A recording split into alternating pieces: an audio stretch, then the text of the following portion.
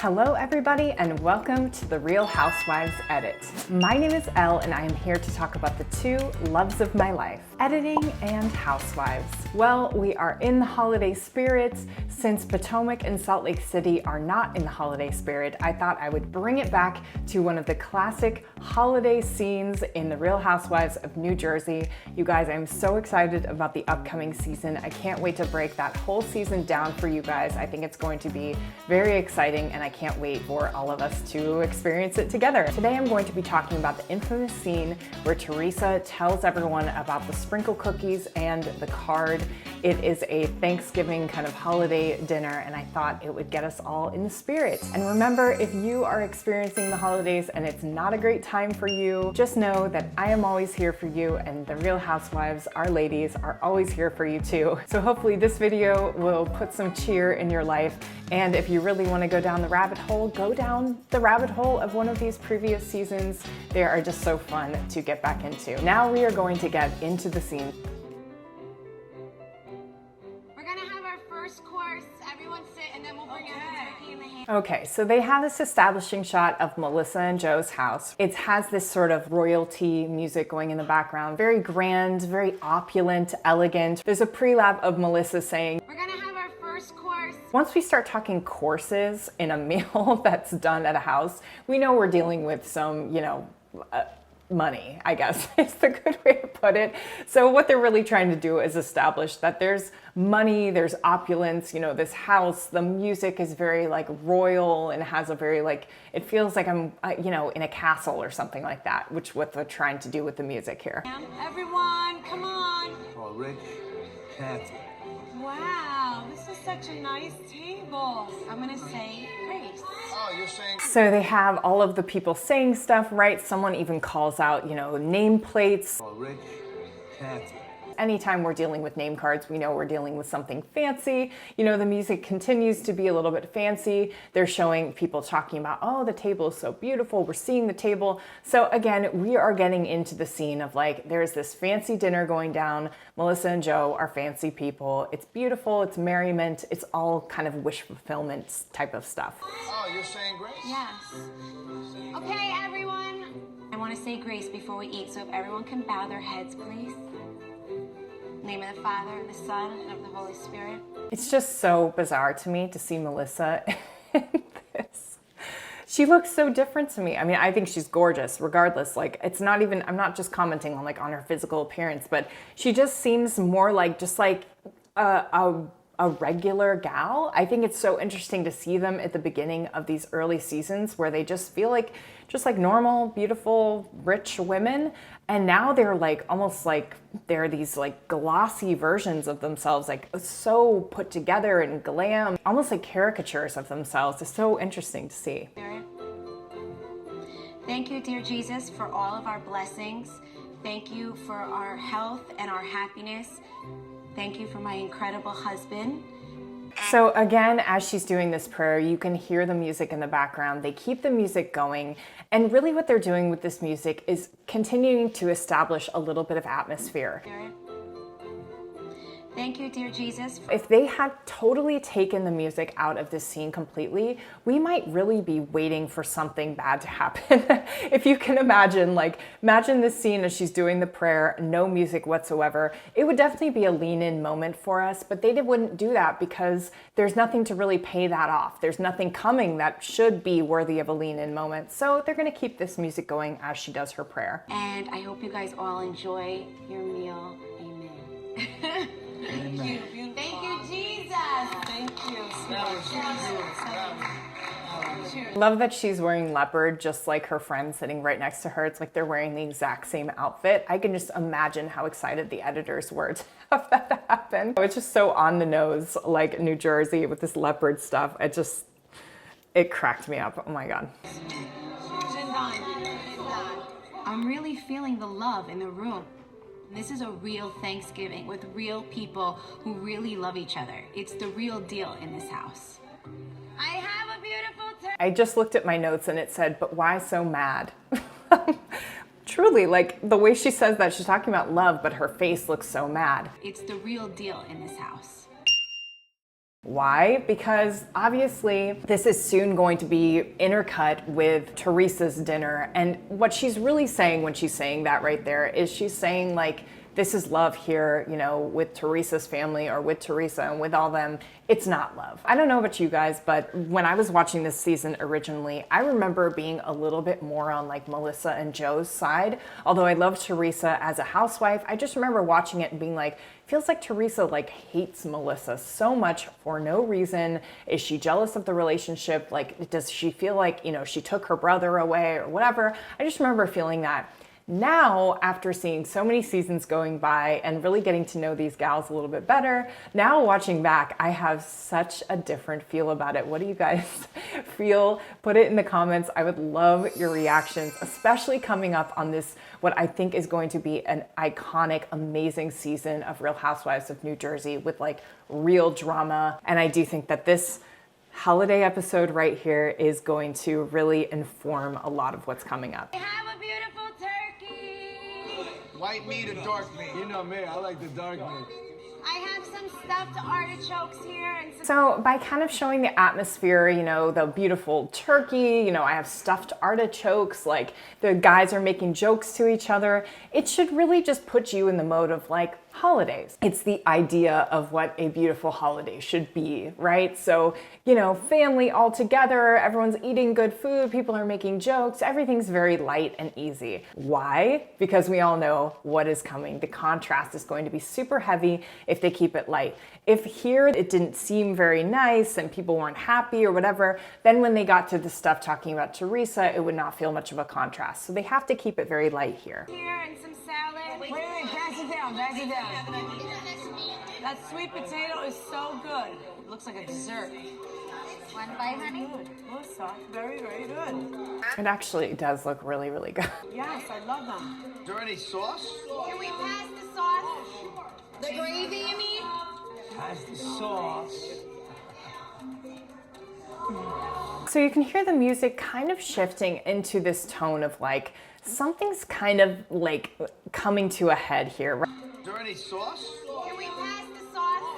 I think really what it's trying to tell us is not everything is as beautiful as it seems. We're having this beautiful meal, but I don't know, you should be feeling a tiny slight bit off kilter with this music and everything happening because we know there's a huge elephant in the room, and that is that Joe's sister, they're having separate dinners on the same night. Well, as far as we know, editing wise, that it was on the same night. So we're all here together. This sucks that your sister's not here, right? Well, you should call them, have them come over for dessert. Joe has really tough skin, and I don't think he So likes to the sister comment comes in, and now we have definitely kind of hit the ground running of what this whole scene is going to be about. Now, I talked to you guys a lot about how, you know, we have our pushing the boulder up the hill, kind of our roller coaster analogy, that as we are getting a tension-filled scene, although there's no real fight that goes down here, the tension is definitely building, building, building. See where we're starting it here is just with a very innocuous comment. here together. This sucks that your sister's not here, right? It really sets the stage for the rest of the tension-filled, you know, argument or conversation. What's interesting to me is a lot of people, you know, will say a certain housewife is boring or a certain housewife doesn't add anything to storyline or doesn't add anything to the conversation, which I actually see a lot of those types of housewives.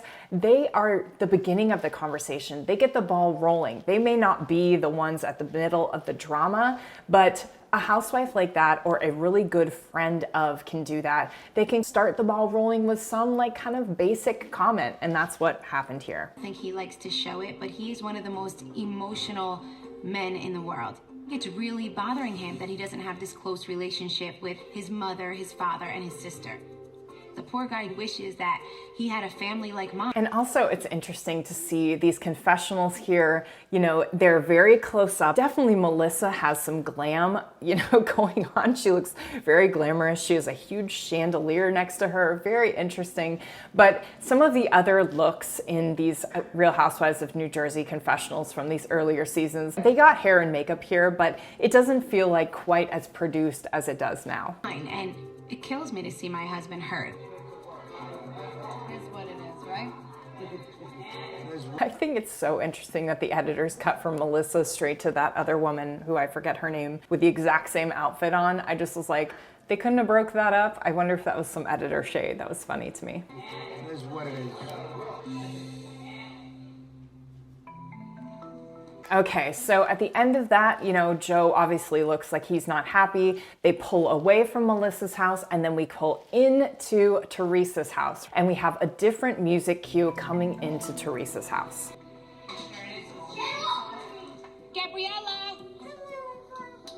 Wait, Okay, so as we're pulling into Teresa's house and we have the music coming in, it's a little bit ominous, a little bit suspenseful, but what we do here are the girls, the kids, starting to fight before we even see them.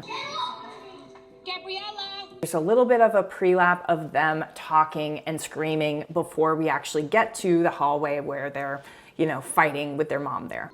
What are you doing? Say sorry right now. Say sorry right now. What is going on over there? Do that again. You understand? Who's having turkey? Anybody? Okay, so they cut back to the dinner, and you can still hear in the background, you can hear Teresa, you know, upset with the kids. There's a couple ways to look at this. You could be like, A, it's relatable to moms. I mean, say what you will, but this is definitely a relatable moment where you have one of your children hitting the other one and then getting down, you know, squatting down in your dress and getting in their face and being like, please do not do that again, or looking in their eyes is really what she's trying to do, and saying, apologize to your sister. She's very firm in this moment as a motherhood moment that I think all mothers can really relate with. So that's one aspect of it, but also it should be starting a little bit of tension in you. Tension doesn't need to be built in the conversation. The tension is built in other moments. Really what we're doing right now, continually hearing Teresa talking to her kids, you know, being firm with her kids, is not to just like show Teresa being firm with her kids. It's to put a little bit of tension in our hearts. Anybody? That turkey stunk too much for me to want to eat it. Give her a hug. Because you don't smack your sister. Chris Albee, you have a turkey? So they're cutting, you know, the contrast is big between the kitchen table and Teresa, you know, telling her kids what's up. And again, very relatable for me. It's like totally in mom world, like no matter how dressed up you are or like how much you're trying to be like the hostess, you still have to be a mom, especially when you have kids that age and they're obviously breaking down. It's just like relatable, but again, building tension within the viewer. Sure. Give her a hug and say sorry. Uh-oh, somebody's unhappy. Let's go. I don't know, there's something about this shot right here where you see Teresa walking down her hallway with her sequins and her heels on, and she's following her daughters. She just tried to mediate a fight between them. It's just a moment where I just love Teresa. I don't know, there's just moments in these housewives where you just see them doing something and you're just like, she's just like in mom life, right? You know, there's a lot going on with her. She's got trouble with her brother. She's holding down a lot. And I think that's something that we see a lot now with Teresa, where we feel for her. We're just like, she's like a fighter. There's a lot that she's gone through. And just seeing this moment right there, it just made me feel like I just got so much closer to Teresa just in that little moment seeing her. Maybe because I have kids this age and I feel these moments all the time, 24/7 in my life. But yeah, it was just, I don't know, it was just something about watching this. We had our shop in Vegas. Check it out. They said they'll only get married if you were my date to the wedding. All right, then. So now the music sort of lightens up and we go to this sort of light conversation at dinner. Again, just like it was at Melissa's house, we had a little bit of a lighter conversation, you know, people eating, talking about the food. It's to kind of create atmosphere of like light, family, fun, silly moments. They're talking about this marriage, which is also a storyline, right? This is Carolyn's daughter and she's waiting for a proposal from Vito. And this is kind of like a storyline this season. Not gonna get married. Did you know that Vito asked Lauren to marry him and Lauren dumped him? I don't think so. Vito, Gia. So again, light moments. Oh, you know, Gia, oh my God, Gia was so small here, it's so cute. More than anything, the editors really left this part in, I think, because of what's about to come with Teresa re-entering the scene. Gia's saying that you asked Lauren to marry her and she said no. I said, did you ask my dad? And he said, why did I gotta ask that old man for it? So it's great, you know, sort of like, you know, atmosphere, again, family stuff going down, like kind of creating, you know, family dynamics that we may or may not be able to relate to, but it's also going to give us a little bit more with Teresa coming up. Can you imagine? What would you do if Vito didn't ask you first? Oh, that's big You know what trouble, I said, Pete. right? My first That's question, big trouble, Pete. I'll tell you what, when he gets down on his knee and he says, Lauren, will you marry me? Before I say yes, I'm gonna say, did you ask my father? And then if he says yes, I'm gonna say yes. You know what, Lauren? That's when I got engaged to Joe. I swear to God, the first thing after. And again, mom life in this situation. I love when Teresa comes back. I just feel this moment so much where you're kind of out of it and you come back to the dinner table and you're like, oh, I need to jump in with something. I need to relate to this conversation. I need some conversation here. I'm going to relate to it instantly. Thing after he asked me, I'm like, do my parents know? Yeah. No, and he's like, of course. I'm like, oh. And then I felt bad, and then I was like, yes, you know. Okay, so obviously Teresa's kind of relaying this story about like how much, you know, wonderful it was when Joe actually asked her and she asked her parents and all this stuff, really relaying it as sort of like a joyous moment in her life. But the editors are not agreeing with that. And obviously they're cutting to reactions to people around the table that maybe they look like they're like, yeah, that wasn't as joyous as you're kind of saying it, because honestly, I think it's just foreshadowing, like, we don't like Joe. You know, we just don't like the way he treats her. We all know that there's trouble in paradise there. So they're cutting to everyone. They have this sort of knife sharpening sound when she's like, you know, I said yes. I was like, yes, you know. And it's this awkward type of silence. The stuffing was delicious. Loved it. Yeah, very delicious. And then we cut to, you know, he's talking about the stuffing and the music kind of changes. The stuffing was delicious. Loved it. A little bit awkward, like, we're not gonna keep going on that subject about how you and Joe are so happy.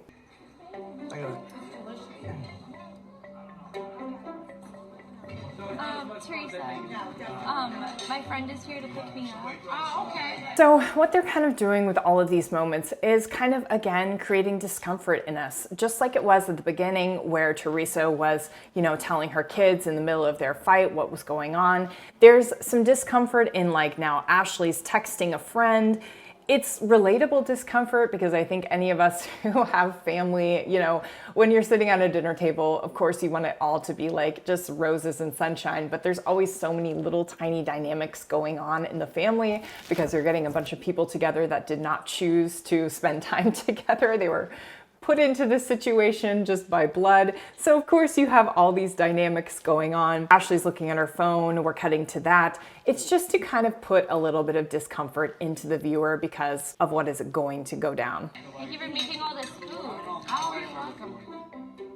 Sometimes I wish Ashley would stay and hang out with the family some more, but I'm thankful that things are getting better. You know, at least she was there for a little while.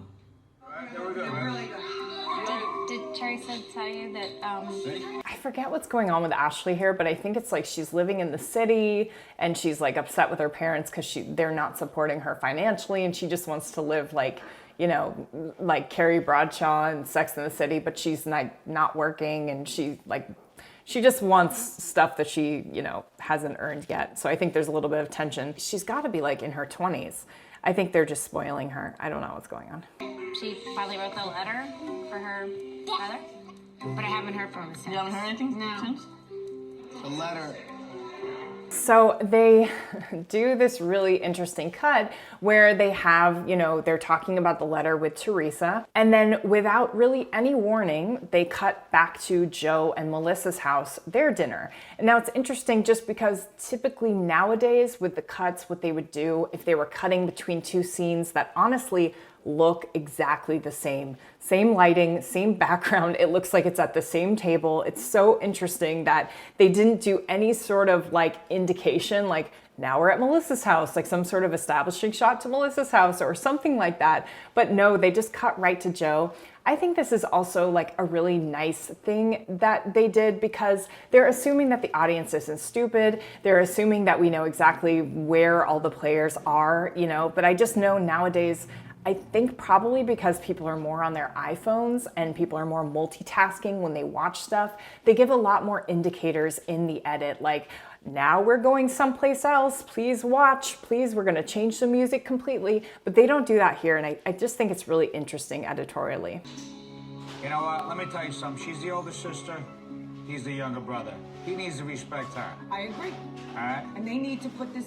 When that kid needed her... So again, more tension building moments, right? You can hear the music getting a little bit more tense. You know what? Let me tell you something. She's the older sister. He's the younger brother. He needs to respect her. A little bit more intense. And Joe is talking about, like, he's defending his wife, saying this is ridiculous. You know, she's helped him out even when he's, you know, no one else has wanted to help him. You can also hear the child crying in the background. I agree. All right? And they need to put this...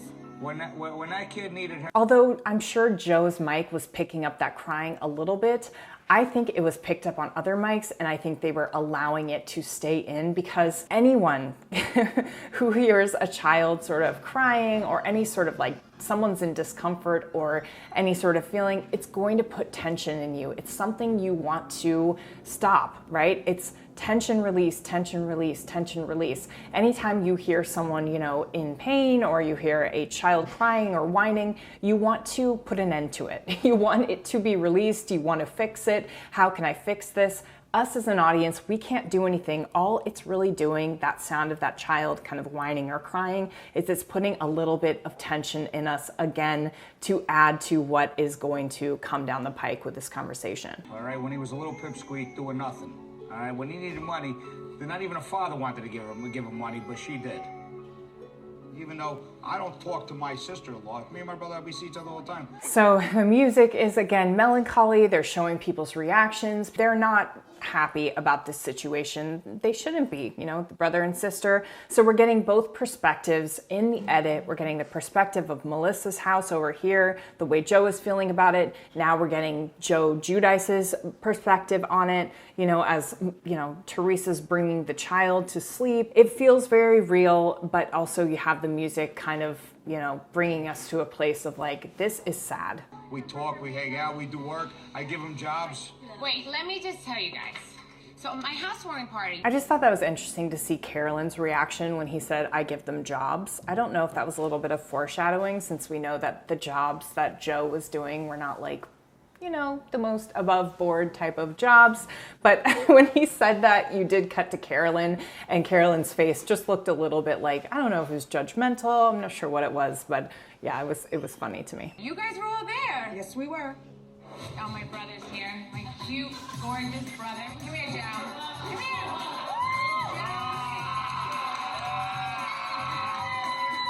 Everyone said we It's just so funny, this flashback, just from, you know, the camera's perspective. It's definitely a high def camera. Like, it's not like someone's phone or like, you know, a camcorder, but it's from this like high up angle so you can see the whole party. There's no close-ups of them, right? So I'm like, who was catching this? Who was filming this? Was it the crew? Were they there? And they just wanted to put this sort of bird's eye view shot on it.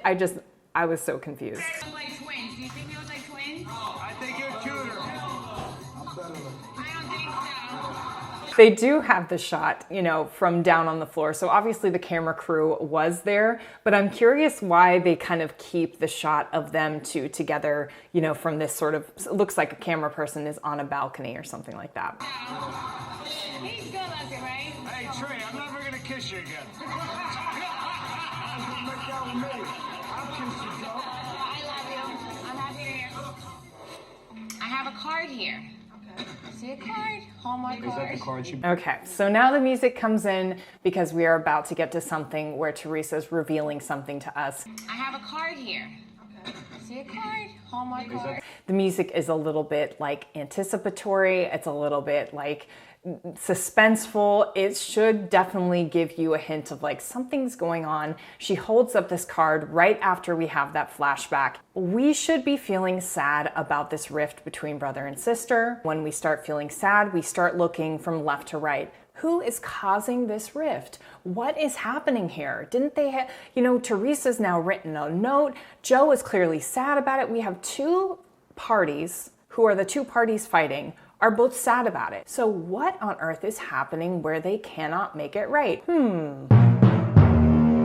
Cut to the card. Okay, and who's going to be the subject of the card? Let's get into it. Is that the card she brought you? Yes. What is it, a 2-cent card? Listen, Probably printed it out of the computer. Melissa's very sneaky. But wait a minute, wait a You know, minute. Can I just tell you one thing? Before you bring this card out.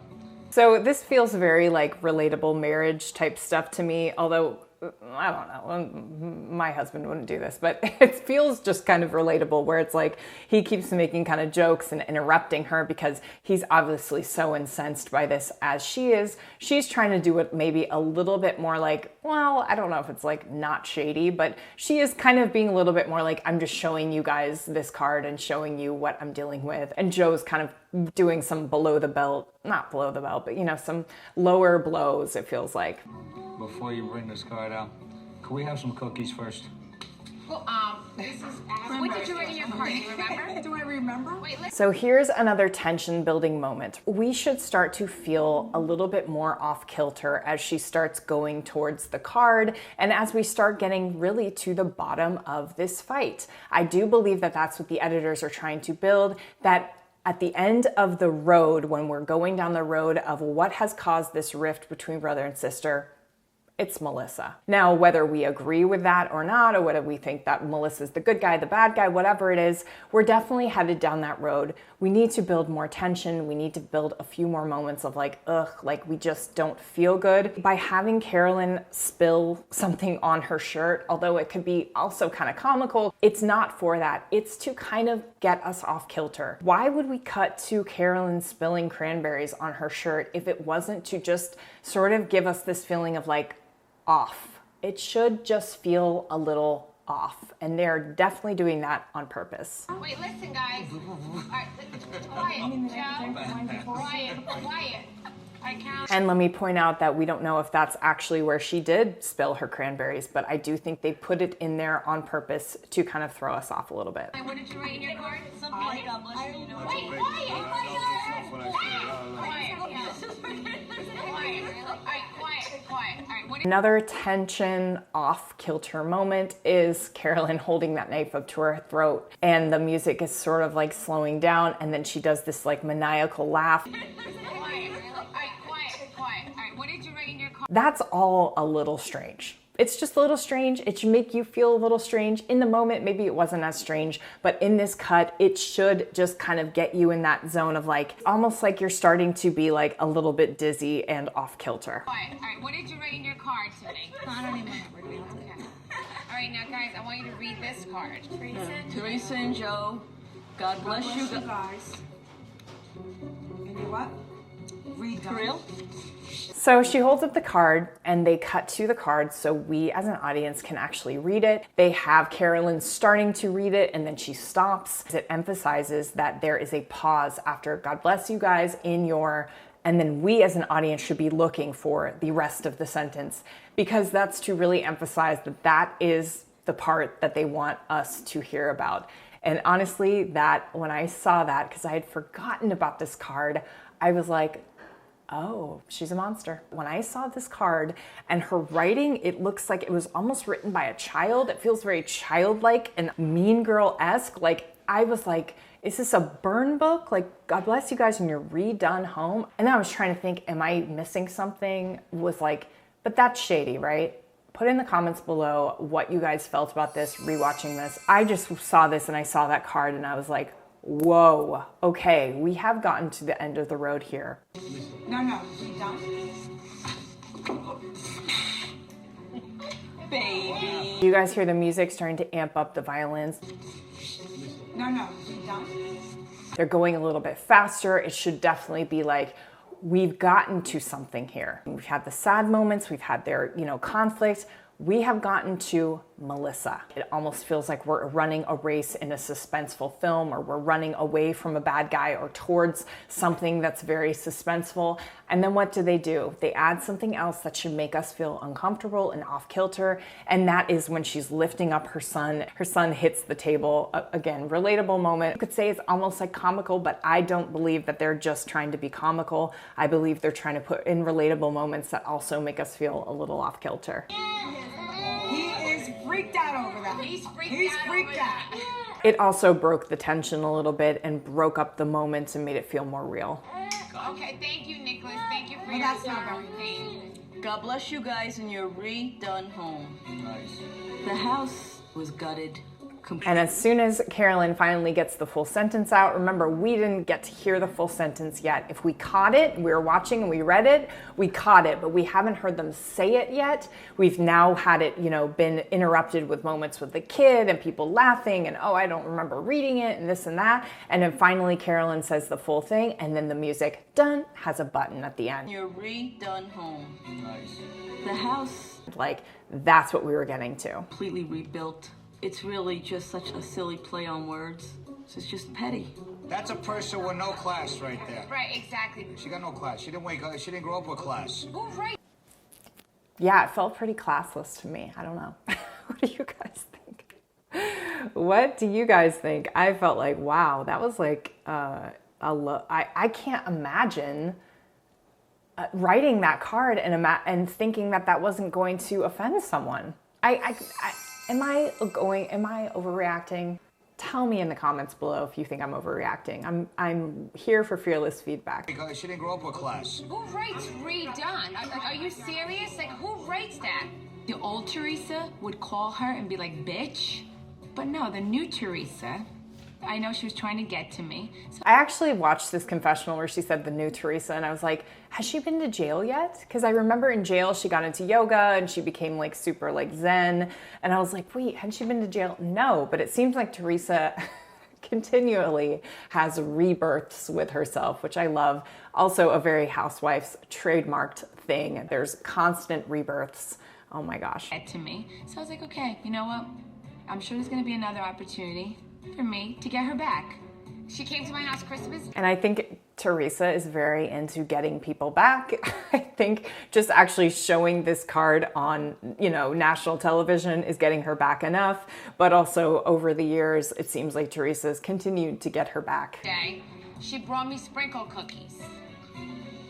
I said to her, Melissa, nobody touched the cookies you brought. And when she says the sprinkle cookies, the music amps up again with this dramatic. I said to her, Melissa. And then as soon as she says it, it drops. That's also a little bit comical because it's like, this card would have been enough. But now she's bringing up these cookies, and then you wouldn't believe what happened. Almost like she's trying to build on this card, but I would say it could have been flipped. It could have been flipped with the building, but. You brought. I threw them in the garbage. You know what my favorite cookies are? Pinoli cookies. That's all I said. It's just a funny Teresa moment. Just we were with her with the card. And then all of a sudden she goes off on this other tangent and we get these reactions from everyone where they're all kind of like, yeah, we were with you until the pinoli cookies. Now, I will say, I used to laugh at the sprinkle cookies moment before. I used to be like, oh, Teresa was so ridiculous thinking the sprinkle cookies was such a big deal. But that was before I had kids and before I had people over. I can't imagine inviting over a sister-in-law at that, to my fancy house. I mean, I don't have a fancy house, but I'm saying them. They have these fancy opulent houses with, 3-course meals or whatever. And someone brings a sprinkle cookies, one of those crinkly plastic containers from Ralph's or whatever with a price cut on it or something. That's what I think of now when I think of sprinkle cookies. I know back in the day when I watched this 10 years ago or something, I was like, that's a great thing to bring. Sprinkle cookies are the most delicious thing ever. Not saying they aren't. I think they are delicious. But can you imagine going to a party or an event or a dinner and having someone bring some store-bought sprinkle cookies? At least repackage them or something, or make them yourself. do I sound like I'm stuck up here? But I was rewatching this and I was like, look at these homes and look at how grand and opulent. I do believe that her bringing the sprinkle cookies was not her finest moment now that I look back at it. Don't you think that was mean? I was trying to take a different... But then of course they do the sound and the music is not doing Teresa any favors in this moment. Don't you think that was mean? It's supposed to kind of make you feel like, huh, oh, Teresa, like that right there, we need to get back on track. An approach, get it? Instead of calling her and reaming her and starting to like this. But how is that a different approach? So you knew it was wrong, but you did it on purpose. And again, it's supposed to kind of show like, Melissa's petty, but Teresa's being petty right back. So again, remember we were trying to get to the end of the road. Why is this conflict being had between the brother and sister? We got to it. We're like, it's Melissa. She wrote this card. But then we hear about Teresa saying to her about the cookies and how, you know, she likes pinoli cookies and told her she threw them in the garbage. So we're like, oh, okay. I'm mad about that. We usually do Christmas Eve with her, but we'll see. Okay, and they go from those awkward kind of responses straight back to Joe and Melissa's house. This year, but Make sure you buy the right cookies though if you go this year. yeah. Wait, what happened? She wasn't happy with the cookies that I brought to her house one year, and she had told me that she... Okay, so now, of course, we cross-cut to the dinner where they're talking about the exact same subject, the cookies. Now, this is just editing, beautiful editing, kind of making it seem like these conversations were going on at the exact same time. Wouldn't that be so interesting if, you know, one person was talking about something and the exact same time they're talking about the same subject? That's what they're really trying to show here, but highly doubt it. These were probably... They could have been different nights, you know, as far as we know. We have no idea how far apart these dinners were. They might have been happening at the exact same time, but I doubt that the conversations were actually going. I guess my point is they didn't have a camera crew at Joe and Melissa's and a camera crew at Joe and Teresa's going at the exact same time and like it's all live. No, that's the magic of editing. In the garbage, and that don't ever bring those kind of cookies to our house again.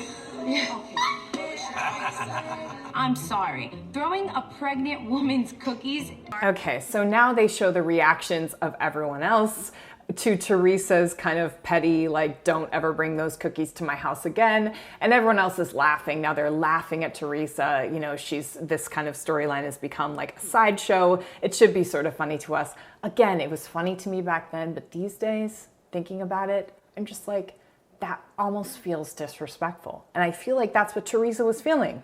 Like she probably spent $10,000 or whatever on dinner and you're bringing me store-bought sprinkle cookies.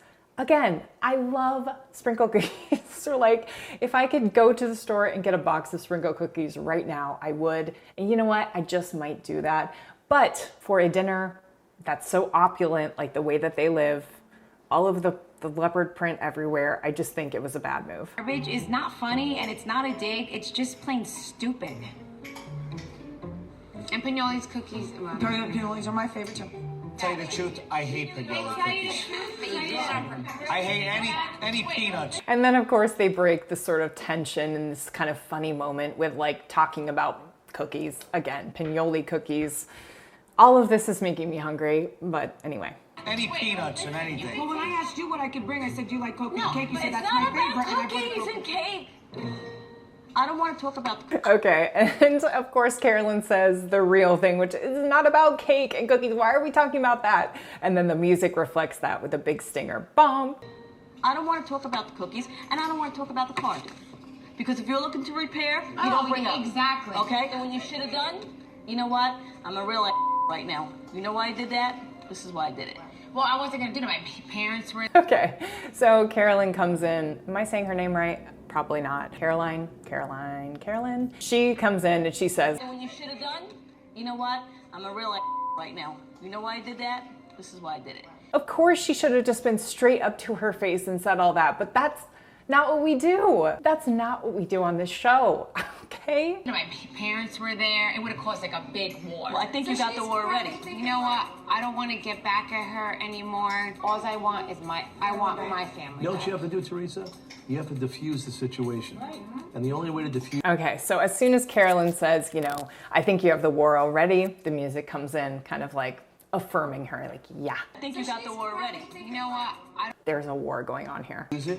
is somebody has to take the high road. Let it go. Teresa, you can be angry or whatever, but obviously it hurts you. I saw how choked up you were. And you know what? When he reaches out to you, you need to focus on repairing your relationship as a brother and sister. Once that's So they're all giving her advice. They're cutting to all the different people giving her advice on what to do to repair this relationship. But us as viewers, because of the way that this has kind of built up, we should be feeling like, yes, this could possibly be repaired by what they're talking about, but the real issue is not what they're talking about. And that is the issue between Melissa and Teresa. sister. Once that's repaired, then you build out. And then you need to talk to Melissa. You need to, you know, but you build out from that because you're the core. Hey, listen, I wrote the letter, I poured my heart out to him. He knows exactly how I feel. So now the ball's in his court. Coming up next. Okay, so there it is. Teresa says, So now the ball's in his court. us as the audience should not be like, oh, everything is great. He obviously misses her and she wrote him this letter. Everything's gonna be great. No, the real issue is not between the two of them. Thank you guys so much for watching. This was so fun to go back to these old episodes. The holiday season is here. Again, if you're feeling lonely or this really isn't the season for you, listen, just go back and watch some old Housewives. They will take all of your cares away. If you need me, my channel is here. I love talking to you guys. Just write me a comment and I can't wait to respond to you. So until next time.